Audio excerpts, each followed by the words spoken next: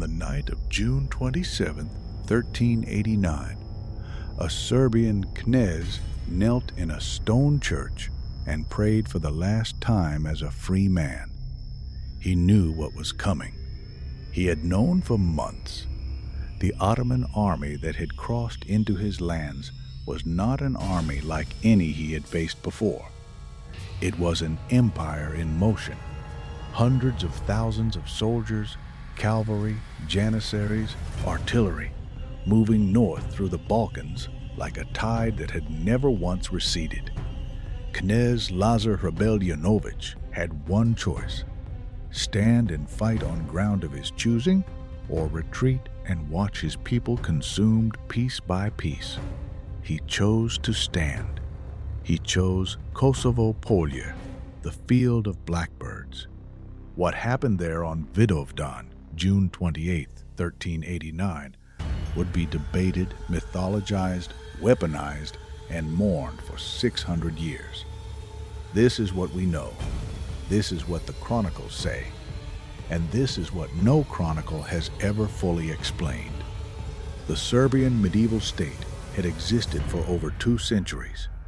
Under Tsar Stefan Dušan, it had been the most powerful Christian kingdom in the Balkans, stretching from the Danube to the Aegean, from the Adriatic to Thessaloniki. By 1389, that empire was fractured. The nobles who had once served one emperor now served themselves. Knez Lazar had spent 15 years trying to hold what remained together. He had built alliances, made compromises, married his daughters to rival lords. He had done everything a Knez could do. It was not enough. It was never going to be enough. But he stood anyway. The night before the battle, Knez Lazar held a feast. This is recorded in multiple sources: Serbian, Ottoman, Byzantine. A feast on the eve of what every man at that table knew might be his last morning.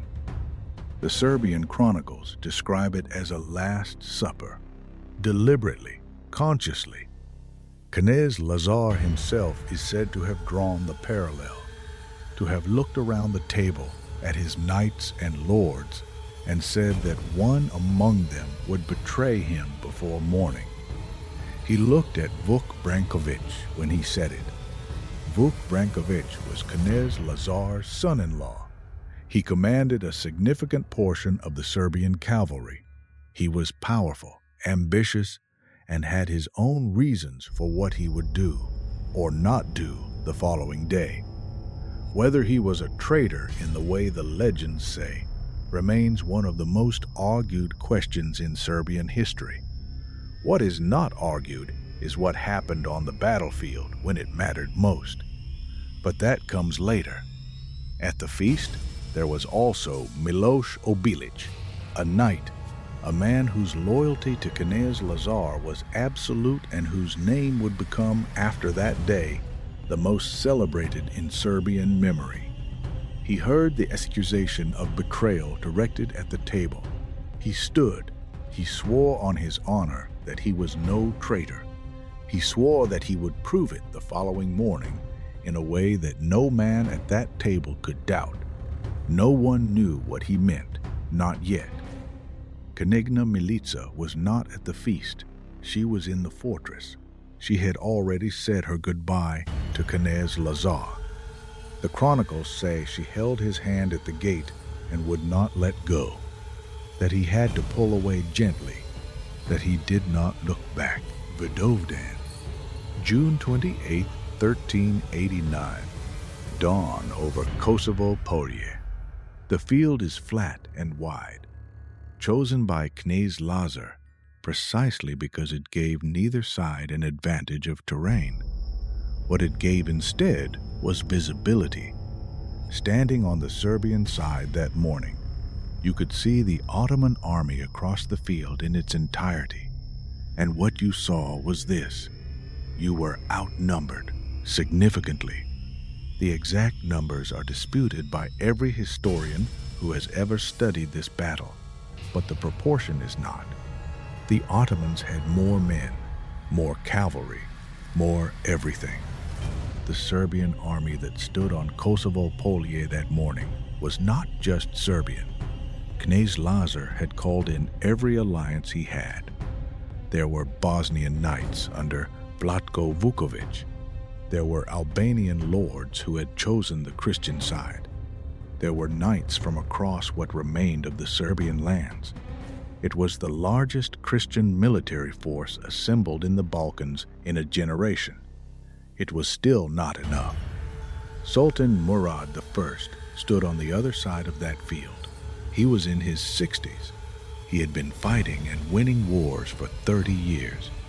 He had built the Ottoman military into something that had never existed before in this region, a professional, disciplined, enormously experienced war machine. He had never lost a major battle. He looked across Kosovo Polje at the Serbian army. He was not afraid. What Miloš Obilić did on the morning of June 15th has been debated for 6 centuries. The legends say he rode toward the Ottoman lines under the pretense of defection, that he approached Murad's tent claiming he wished to submit, and that when he was brought before the Sultan, he produced a hidden blade and drove it into Murad's body. The Ottoman sources confirm the assassination. They confirm that Murad died that day on Kosovo Polje. They do not confirm the details, the hidden blade, the pretense of defection, because no empire admits that its sultan was killed by a single enemy knight who walked into his tent. But Murad died. That is not in dispute. What is in dispute is the timing. Some sources say Murad was killed before the battle began. Others say during. Others say after, when he walked among the Serbian dead and a wounded knight rose from the ground and struck him. The version matters because if Murad died before the battle, the Ottoman army fought and won without its sultan, which says something extraordinary about the Ottoman military machine. If he died after, he saw his victory before he fell. Either way, Miloš Obilić rode into the Ottoman camp alone and came out in legend. He did not come out alive.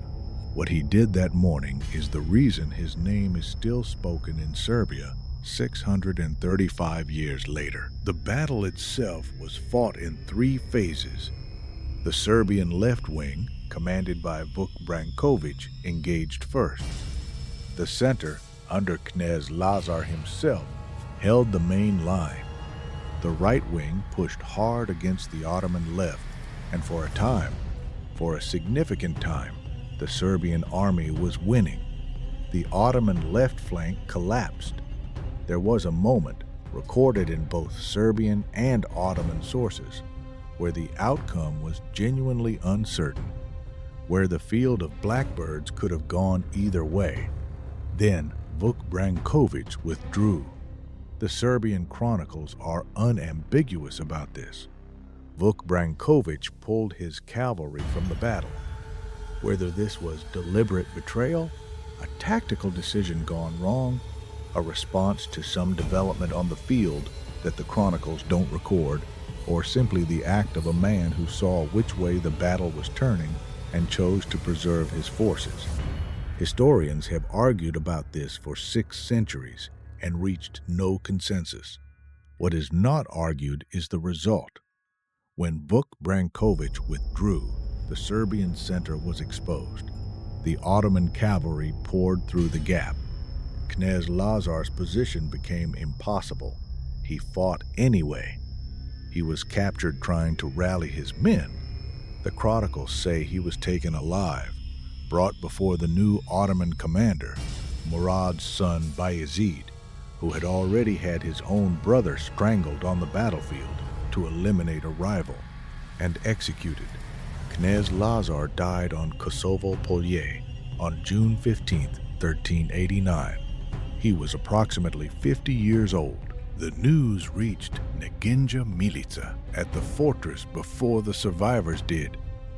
The chronicles say she went to the road and waited.